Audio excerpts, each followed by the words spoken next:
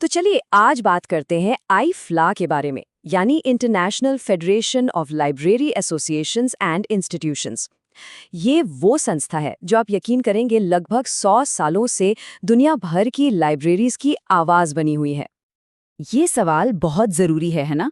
आज जहां हर तरफ से जानकारी की जैसे बाढ़ आई हुई है, वहां ज्ञान के इन मंदिरों, हमारी लाइब्रेरीज के लिए कौन खड़ा होता है? कौन उनका पक्ष रखता है? जवाब सिर्फ एक है, IFLA। तो आज हम आईफ्ला की पूरी कहानी देखेंगे, एक छोटे से बीज से लेकर एक विशाल पेड़ बनने तक का इसका सफर। हम इसकी शुरुआत से लेकर आज के डिजिटल युग में इसकी क्या भूमिका है, सब कुछ समझेंगे और ये भी जानेंगे कि आखिर ये संगठन इतना अहम क्यों है। ठीक है, तो सबसे पहले ये समझते हैं कि IFLA असल में है क्या और करता क्या है। तो देखिए, आईफ्ला एक आज़ाद, गैर सरकारी संस्था है जिसकी नींव 1927 में रखी गई थी। इसका हेडक्वार्टर हेग में है और ये लाइब्रेरी प्रोफेशन की सबसे बड़ी ग्लोबल आवाज़ है। इसका सीधा साधा मिशन है ये पक्का करना कि हर इंसान को जानकारी और ज्ञान तक पहुंचने का बराबर मौका मिले। हर बड़ी कहानी की एक छोटी सी शुरुआत होती है। IFLA के लिए भी ये शुरुआत एक बीज बोने जैसी ही थी, जिसने आगे चलकर एक बहुत बड़े ग्लोबल ऑर्गेनाइजेशन की शक्ल ली।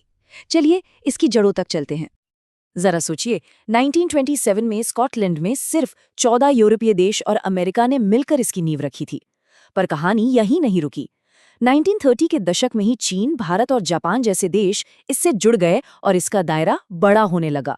1958 आते आते ये बीज अच्छी तरह से अंकुरित हो चुका था और 42 देशों में फैल गया था। अब वो बीज एक मजबूत तने की शक्ल ले रहा था।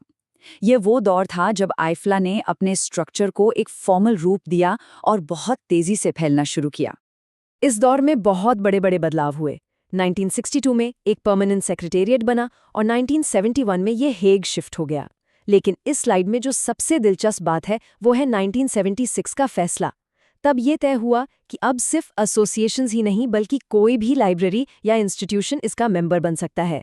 और बस इस एक फैसले ने IFLA के बढ़ने की रफ्तार ही बदल दी। अब ये फैसला कितना बड़ा था, इसका अंदाजा इसकी ग्रोथ से लगाया जा सकता है। ये आंकड़े अपनी कहानी खुद कहते हैं। 1958 में IFLA के कुल 64 सदस्य थे। एक अच्छी शुरुआत तो थी, पर असली कहानी तो अब शुरू होनी थी। मेंबरशिप के नियम बदलने के बाद सिर्फ 16 सालों में ये संख्या लगभग 10 गुना बढ़कर 600 हो गई। ये वाकई कमाल था। और आज ILFA 155 देशों में फैले 1700 से ज्यादा सदस्यों का एक बहुत बड़ा नेटवर्क है। ये दिखाता है कि कैसे एक छोटा सा आइडिया एक ग्लोबल मूवमेंट बन सकता है। जैसे एक पेड़ की नई नई शाखाएं निकलती हैं, ठीक वैसे ही आईफ्ला ने भी अपने मिशन का दायरा बढ़ाया। इस दौर में कुछ ऐसे जरूरी स्ट्रेटेजिक प्रोग्राम्स शुरू किए गए जिन्होंने संगठन को एक नई दिशा दी।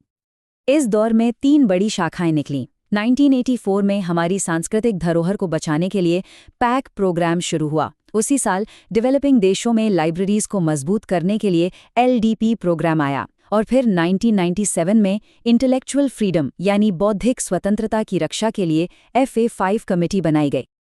आसान शब्दों में कहें तो PSC का काम है ज्ञान को बचाना, LDP का काम है ज्ञान तक पहुंच बनाना और FIFE का काम है उस पहुंच को आज़ाद और बिना किसी भेदभाव के रखना। इन प्रोग्राम्स ने IFLA को सिर्फ एक एसोसिएशन से कहीं ज़्यादा बना दिया। फिर वक्त बदला और जानकारी का पूरा स्वरूप ही बदल गया। अब IFLA के सामने एक नए मौसम का सामना करने की बारी थी, डिजिटल युग। देखते हैं संगठन ने इस चुनौती का सामना कैसे किया। 2013 में आईफ्ला ने एक ट्रेंड रिपोर्ट निकाली जिसका टाइटल बहुत ही दिलचस्प था। ये सवाल पूछ रहा था कि क्या लाइब्रेरीज डिजिटल बदलाव की इन लहरों में फंसकर रह जाएंगी या फिर इस ज्वार का हिस्सा बनकर और आगे बढ़ेंगी। ये रिपोर्ट डिजिटल दुनिया के असर को समझने की एक बहुत बड़ी कोशिश थी। इस रिपोर्ट ने आने वाले समय के 5 बड़े ट्रेंड्स की पहचान की। मतलब टेक्नोलॉजी से जानकारी तक पहुंच बढ़ेगी भी और सीमित भी होगी। ऑनलाइन एजुकेशन सीखने का तरीका बदल देगी, प्राइवेसी के मायने बदलेंगे, समाज और ज़्यादा कनेक्टेड होगा और इन्फॉर्मेशन की पूरी इकोनॉमी ही बदल जाएगी। ये IFLA की दूर की सोच को दिखाता है। तो इतनी सारी बातें जानने के बाद हम अपने आखिरी और सबसे अहम सवाल पर आते हैं। आज के इस दौर में IFLA की क्या अहमियत है? स्कॉटलैंड में हुई एक छोटी सी मीटिंग से शुरू होकर आज आईफ्ला एक बहुत बड़ा ग्लोबल नेटवर्क बन चुका है। लेकिन इसका जो मूल मिशन है वो आज भी वही है, हर इंसान के विकास के लिए उसे सूचना, आइडियाज और कल्पना की दुनिया तक पहुंचाना। चाहे वो हाथ में पकड़ी कोई किताब हो या कोई डिजिटल डेटा, आईफ्ला ये सुनिश्चित करता है कि ज्ञान की ये रोशनी हर किसी तक पहुंचे। और ये पूरी कहानी हमें एक बहुत ज़रूरी सवाल पर लाकर छोड़ती है। जिस रफ्तार से जानकारी बदल रही है, उसी रफ्तार से हमारी लाइब्रेरीज और IFLA जैसी संस्थाओं को भी खुद को बदलना होगा, विकसित होना होगा। भविष्य की चुनौतियां आखिर हैं क्या, और हम सब मिलकर उनके लिए कैसे तैयार हो सकते हैं? ये एक ऐसा सवाल है जिस पर सोचना हम सभी के लिए बहुत ज़रूरी है।